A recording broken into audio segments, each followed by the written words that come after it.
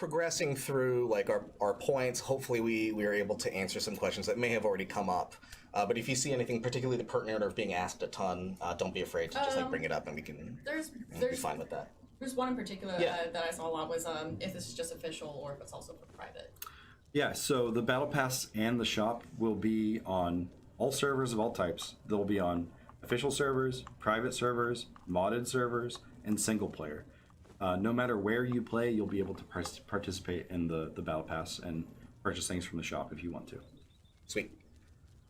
What we have up right now is actually the upcoming weapon illusion system. So this is actually also a example of exactly how the sorcery system actually like functions in the game and how you cast or invoke various sorceries. So can you walk us through some of what we're looking at here? I can give some context to this as well. So whenever you start playing the game, you'll encounter sorcery kind of organically. Part of the story that is being told is that sorcerers have been kind of almost in a pilgrimage style fashion sent out into different camps in the world, and you'll encounter the sorcerers, and if and when you take them down, you might find a mysterious map, and the map will lead you to somewhere in the world that will lead you to find a scary old tome, and that tome contains power, the essence of the corruptive power that lets you cast magical spells and perform rituals. And what you're doing whenever you read that tome is you're learning a language, and we call these the words of power. The words of power are used to construct spells. So, Andy, if you can actually snap back to that video of casting again, whenever you're giving your health away as part of the trade-off for being able to use this power. And then you'll see in a bit too, well, I mean, having a ton of corruption also causes your character to have very visible, your character starts to suffer like very visible side effects, for allowing that corruption within your body. This is independent of sorcery as well, but we added a really cool effect on the character that makes them become more gaunt and pale, and their veins start to stand out more with like a blackened blood looking kind of effect inside them, and it's really cool.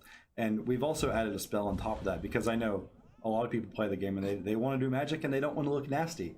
So we also added a spell that actually lets you hide that effect as well. And you can turn that on and off. It actually, I believe it lasts forever until you cancel it. Damn. Yeah, so this is the effect of being fully corrupted. Yeah, and then this is me very conspicuously cropping the video so you don't see the dev casting window, and then there you go. Now you're not gross and nasty anymore. You're a in-disguise sorcerer. You're a totally normal person. Something about you can't do sorcery stuff if you have bracelet? Or is that It is part of the story. Oh. I guess I won't divulge too much of it myself, but I'll give you the high level. The high level is there's a new shadowy, sneaky figure in the Exiled Lands. He has found a way to cast magic despite the bracelets.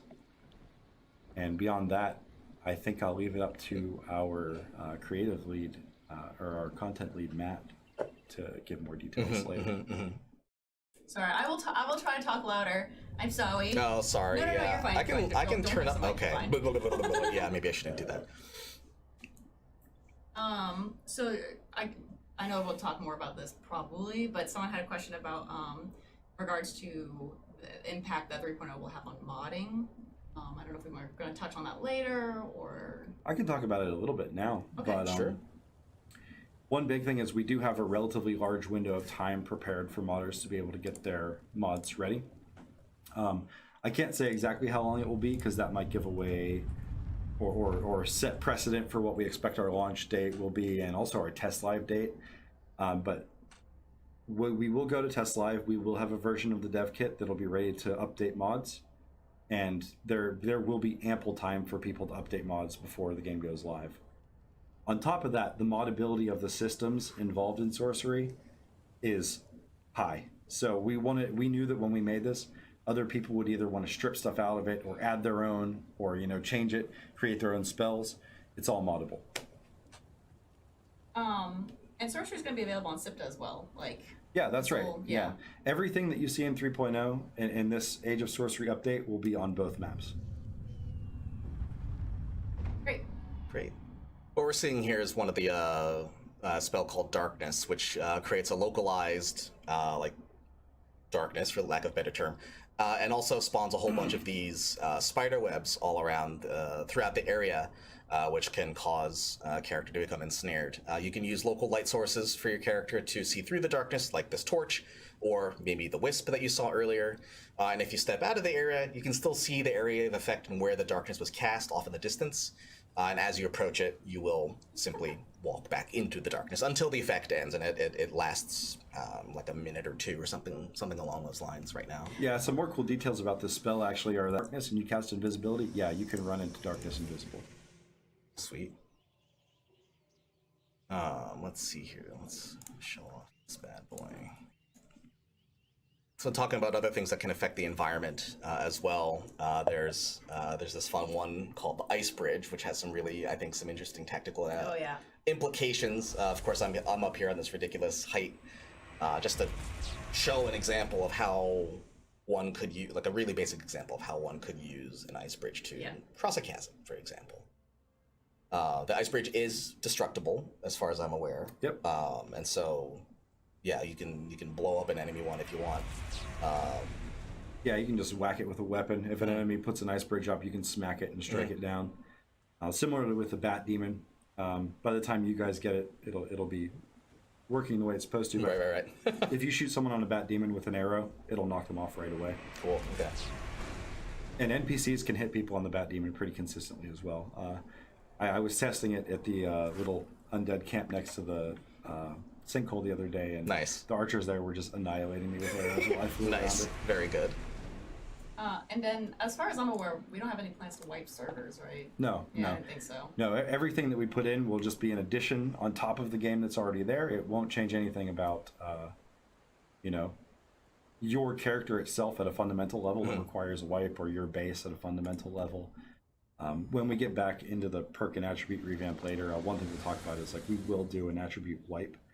So whenever you log in, it'll tell you your attributes have been reset, and you can just automatically go in and set them back up.